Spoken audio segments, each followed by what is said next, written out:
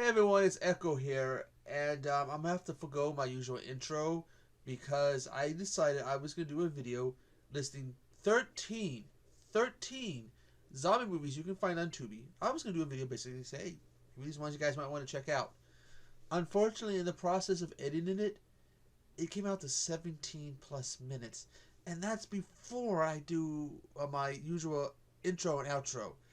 So I've decided to cut it in half. This video, part one is going to be probably over 10 minutes long, or close to 10 minutes. And anyways, all the links for the videos talked about in part one will be in the description, and I do hope you guys enjoy. Coming in, the first of my suggestions is Hell of the Living Dead.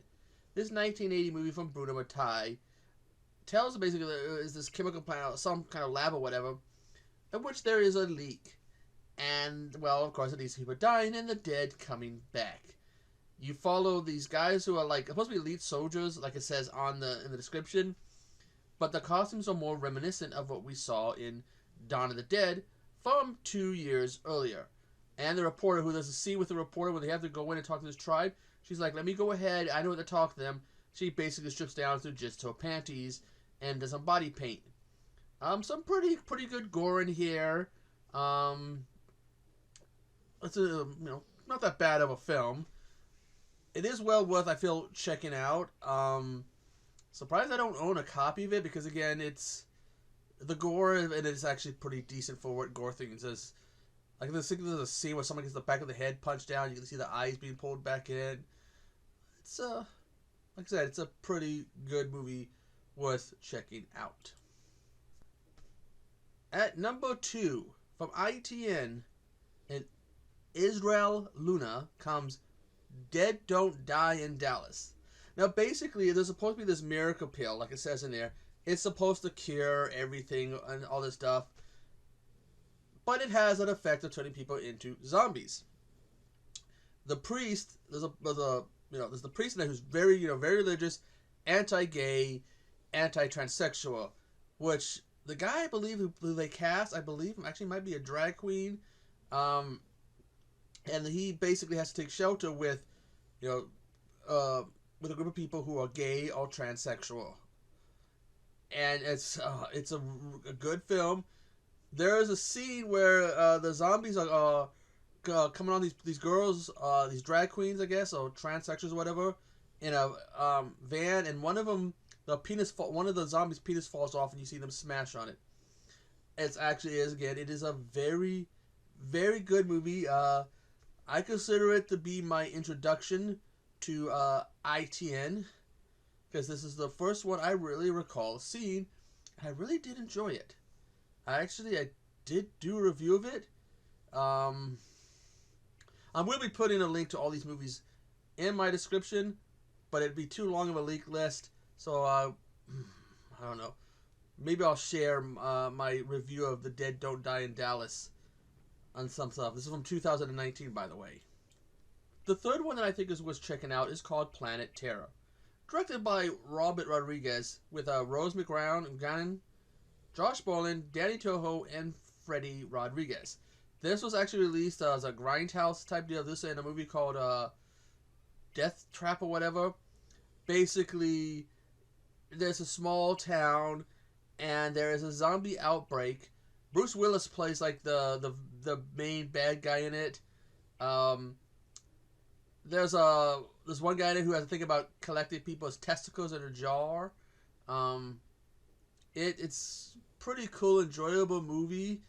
I haven't seen the other one that it came out with, because like I said, there was 2, and the other one, just from what I've seen of it, doesn't remotely look interesting.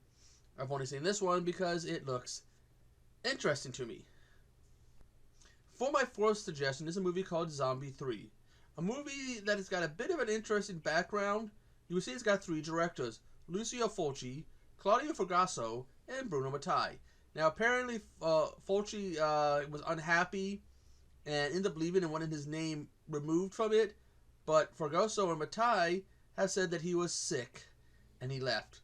I'm going to go with Fulci on this one. But basically, there is this lab on this island, or whatever it is, and they are experimenting with a biological weapon called Death 1. Some terrorists come in and steal it, and one of them ends up getting cut and infected, ends up at a hotel, where he then proceeds to spread the infection. A group of soldiers, hoping to, have a little fun, and coming across a group of tourists with some pretty girls, they find themselves fighting for their lives. This actually is an enjoyable movie. I have it on DVD, and someday, if I can find it, I wouldn't mind upgrading to Blu-ray. This is one, actually, and it's a Bataille movie, and I'm not exactly the biggest fan of his, but much like with Hell of the Living Dead, this is one I actually enjoyed. For my fifth suggestion, we go to the Down Under. We go to Australia for the 2003 movie Undead.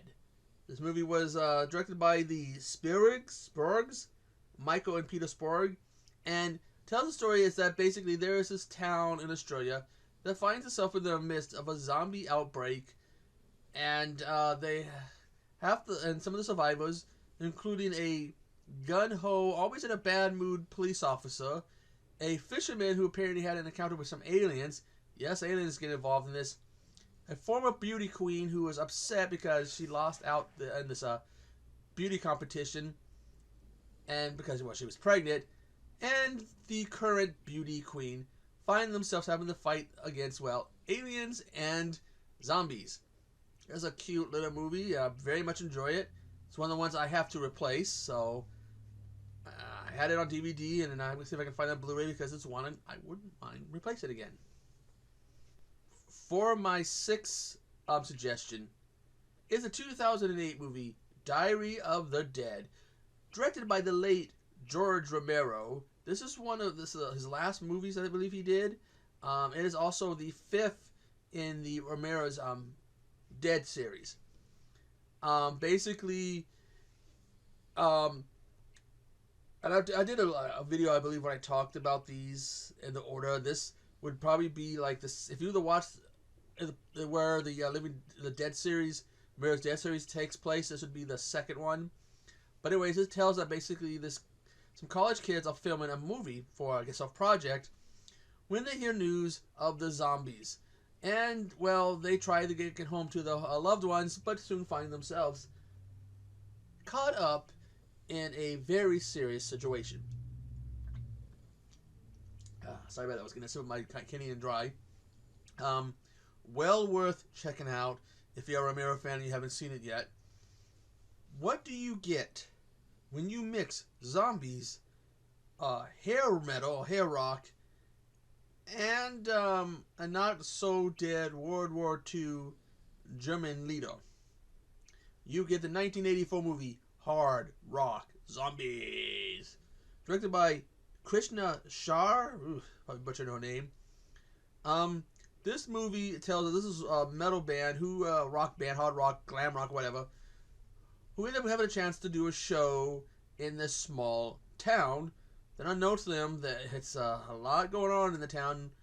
There's a werewolf and a not-so-dead German World War II leader who's faked his death and is hiding out in town.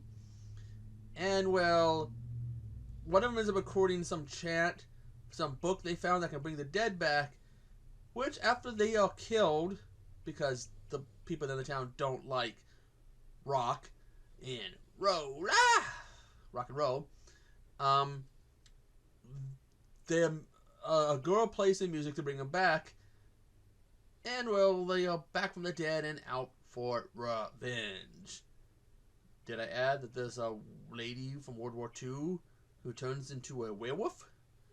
And there's a little dwarf guy who ends up eating himself, alive or unalive, since he was a zombie. It's not that bad of a movie. I've actually did a video where I reviewed the DVD because it comes with the 2-pack. I forget what the other movie was, but this is an awesome movie. Well worth checking out. For my eighth suggestion comes a movie known simply as Attack of the Ludenhausen Zombies, directed by Dominique Hardy. Look, I watched this movie because it had Ludenhausen in the title. And now I want to own a copy of it because, it's got Ludenhausen in the titles. Basically, there's this guy, I guess he's supposed to be experimenting with artificial snow or whatever, and the chemical he's using can, well, bring the dead back.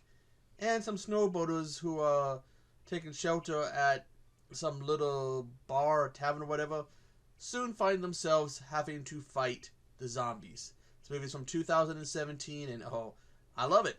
And why? I mean, who want to watch a movie that's got the word Ludenhausen in the title? Or is it just me? Am I the only one who would watch a movie because it's got Ludenhausen in the title? Oh my.